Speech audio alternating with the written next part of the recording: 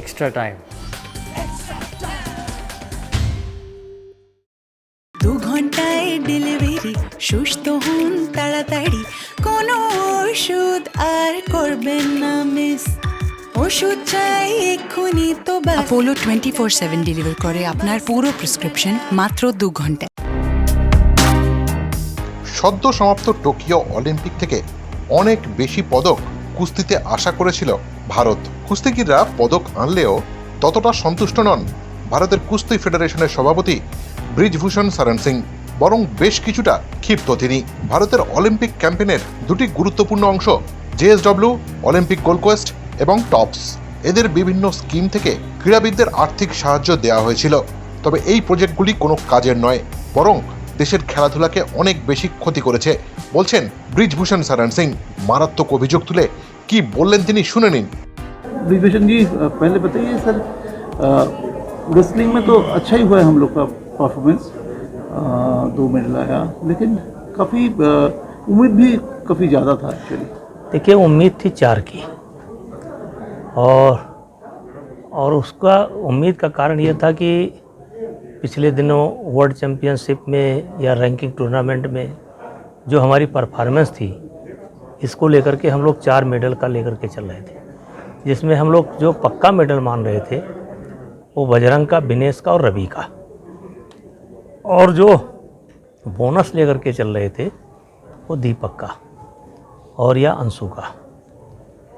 तो दीपक की कुश्ती तो 7 सेकंड के अंदर चली गई, और जा कर के उस कुश्ती को देखेंगे, क्योंकि दीपक की कुश्ती के कारण वो जो कोच था उसने झगड़ा किया, और उसका कहना था कि उसने जो है गलत किया है। और उसमें एक बात और निकल कर के आती है कि वो कोच जो था रसिया का था, और रेफरी भी रसिया का था, और कहीं ना कहीं दीपक की कुश्ती में कुछ हुआ है। तो ऐसा लगता है जैसे उसका पर्सनल कोई आपस में रहा हो, जिसका उसने खुन्नस मिटाया, और उससे हमें मानते हैं कि विदेशी कोच का हमको नुकसान पहुंचा।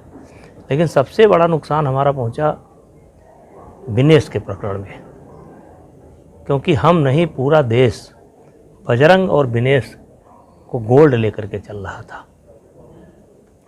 लेकिन विनेश के साथ ये हुआ कि जैसे हमारे खेल जगत में एक राहु और केतु पैदा हुए हैं। राहु का नाम है OGQ और केतु का नाम है जिंदल।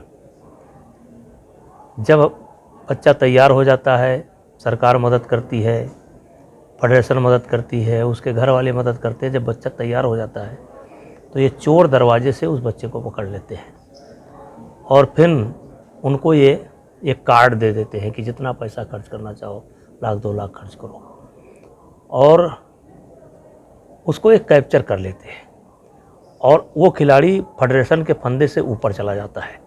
और कहीं ना कहीं इस बात का सपोर्ट साई करती है, जबकि करना नहीं चाहिए। भारत सरकार स्वयं में इतना सक्षम है, इतना पैसा खर्च करती है कि हमको लगता है कि दुनिया की कोई सरकार नहीं करती है, और फेडरेशन सक्षम है करने को, सारी फेडरेशन लगभग सक्षम है करने को। तो इसमें OGQ की और जिंदल की क्या ज़रूरत है, लेकिन ज़बरदस्ती थोपा जाता है।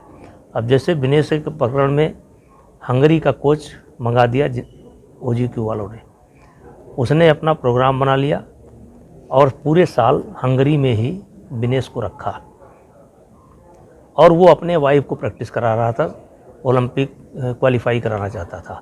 ये उसकी पार्टनर बन गई, वो उसकी पार्टनर बन गई, पूरा साल रखा। विनेश की कुश्ती तो घट गई, लेकिन उसकी वाइफ सेलेक्ट हो गई।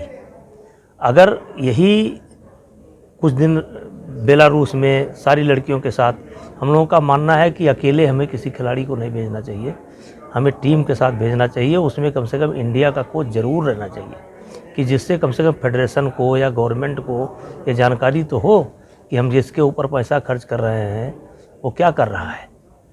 और इसका इतना बड़ा नुकसान हुआ कि विनेश ने पीछे से पकड़ने के बाद भी बेलारूस के खिलाड़ी को बैठा नहीं पाई। इतना ख़राब परफॉर्मेंस। तो मैं तो ये पूरी जिम्मेदारी OGQ को देता हूँ, और कि उसने हमारा 1 मेडल खा लिया। लेकिन ये भी तो सही है कि ऐसे जिंदाल ने नीरज चोपड़ा को सपोर्ट किया है, नीरज चोपड़ा भी बाहर जाके प्रैक्टिस किया है, उसका गोल्ड मिला है, सक्सेस स्टोरी भी तो है सर। नहीं है। नीरज चोपड़ा के प्रकरण में मुझे बहुत जानकारी नहीं है, लेकिन जो हमारी सरकार की स्कीम है, टॉप की स्कीम है, उसमें कहीं किसी भी खिलाड़ी को कोई ज़रूरत नहीं है। गवर्नमेंट सक्षम है करने के लिए, गवर्नमेंट कभी नहीं मना करती है, उनको फिजियो देती है, कोच देती है, सब देती है। ये ज़बरदस्ती आकर के उसमें घुस जाते हैं और चोर दरवाजे से आते हैं। और नीरज अगर आज सक्सेस है तो ये जिंदल कब आया? जिंदल तो अभी आया होगा, 4-6 महीने पहले, साल भर पहले कुछ स्पॉन्सर किया होगा। लेकिन फेडरेशन है या सरकार है, वो तो शुरू से संभालने का काम कर रही है, उसको तो सेना संभालने का काम कर रहा है। तो जिंदल कब आए? जिंदल तो सक्सेस हो गया तब आए ना, जिस दिन उसको सेना में भर्ती किया एज ए खिलाड़ी, तो सेना ने उसको पहचाना, सेना ने उसको संभाला। फिर जो हमारी टॉप की स्कीम है उसको उससे संभाला। वो तो जिंदल की हमें ज़रूरत क्या है? हमें जिंदल की किसी भी गेम में नहीं ज़रूरत है, हमें वजू की ज़रूरत ही नहीं है। हाँ, ज़रूरत है ये आवें तो ग्रास रूट से आवें, सरकार के थ्रू आवें, फेडरेशन के थ्रू आवें, जो कमज़ोर बच्चे हैं उनकी मदद करें। तो ये गलत है। तो आप लोग क्या ये इसके बारे में चर्चा करेंगे गवर्नमेंट के साथ? नहीं, सारी फेडरेशन से नहीं, गवर्नमेंट तो खुल करके इनका सपोर्ट नहीं करती है। गवर्नमेंट इनके फेवर में नहीं है, साई के कुछ अधिकारी हैं। गवर्नमेंट इनके फेवर में नहीं है। गवर्नमेंट को तो अच्छा नहीं। गवर्नमेंट जब किसी चीज़ को मना ही नहीं कर रही है, जितना चाहो जिस कंट्री में चाहो ट्रेनिंग करो, जिसको चाहो कोच लो, जिसको चाहो फिजियो लो, जो चाहो डाइट लो, पैसे की तो कमी ही नहीं है, तो इनकी क्या ज़रूरत है मुझे?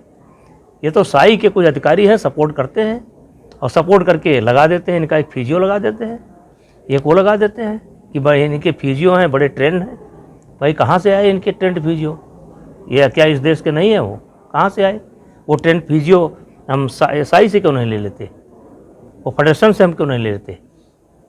तो ये खेल के राहु केतु हैं। और लोग क्या करते हैं? यहाँ तो मेरी बात हुई है, लगभग सारे फेडरेशन के लोग दुखी हैं, तो हमारी तो बात हुई है, लेकिन और क्या करते हैं हम नहीं जानते। लेकिन मैं कुश्ती में अब इनको नहीं घुसने दूंगा। अगर इनको घुसना है, इनको आना है, आवें, स्वागत है, लेकिन ग्रास रूट से आवें, बच्चे लोगों के लिए काम करें। हाँ, बच्चों के लिए काम करें। विनेश को आपको क्या लग रहा है, क्या क्या प्रॉब्लम OGQ से हुआ है और उसका खुद का एटीट्यूड से हुआ है? नहीं, एटीट्यूड भी उसका अच्छा नहीं रहा। वहाँ हंगरी से आने के बाद उसने इंडिया टीम के साथ रहने से मना कर दिया और कहा कि इंडिया टीम के नज़दीक भी हमको कमरा नहीं चाहिए। उसने अलग कमरा लिया, अलग कमरे में रही, कि एक दिन भी हमारे खिलाड़ियों के साथ प्रैक्टिस नहीं किया, एक दिन भी हमारे खिलाड़ियों के साथ, जो हमारा इंडिया का कंटीजेंस था, उसके साथ नहीं रही। अब ये क्या दर्शाता है? No one is bigger than the sports actually. नहीं, ये स्पोर्ट्स मैन की भावना नहीं है। स्पोर्ट्स से तो बड़ा नहीं है कोई। नहीं, स्पोर्ट्स से बड़ा नहीं है और स्पोर्ट्समैन की भावना नहीं है कि आप अपने देश के खिलाड़ियों से दूरी बना लें, आप उनसे मिलें ना, उनके साथ प्रैक्टिस ना करें। जिस देश ने आपको बचपन से संभाला और आज आप उसी से दूरी बना करके चल रही हैं। सर लास्ट क्वेश्चन एक ही है सर, इसका क्या प्रॉब्लम हुआ? दीपक पुनिया कोच के लिए आप लोग का थोड़ा प्रॉब्लम हो गया था? नहीं, दीपक पुनिया का मैंने बताया ना कि वो उस कोच को लगता है कि कहीं ना कहीं थोड़ा सा फेडरेशन से, IOC से भी प्रॉब्लम हुआ आप लोग को? वही तो मैं बता रहा हूँ। तो उसको लगता था उसके कोच को, क्योंकि वो रेफरी भी रसिया का रहने वाला था और कोच भी रसिया का रहने वाला था, और कहीं ना कहीं उस कोच को लगता था कि इसने, हमको तो ऐसा लगता है उस कोच का और उस रेफरी का कोई आपस का वो था। वहाँ विदेशी कोच का हमें नुकसान हुआ है। तो विदेशी कोच नहीं आएंगे? नहीं, विदेशी कोच से हमें ट्रेनिंग लेना चाहिए, लेकिन कुश्ती पर भेजना या ना भेजना ये हमारा काम है, ना कि साई हमको डायरेक्शन दे। লেটেস্ট নিউজ আর এক্সক্লুসিভ ভিডিওর সঙ্গে আপডেট থাকতে এখনই সাবস্ক্রাইব করুন আমাদের ইউটিউব চ্যানেল। বেল আইকনে ক্লিক করতে ভুলবেন না যেন।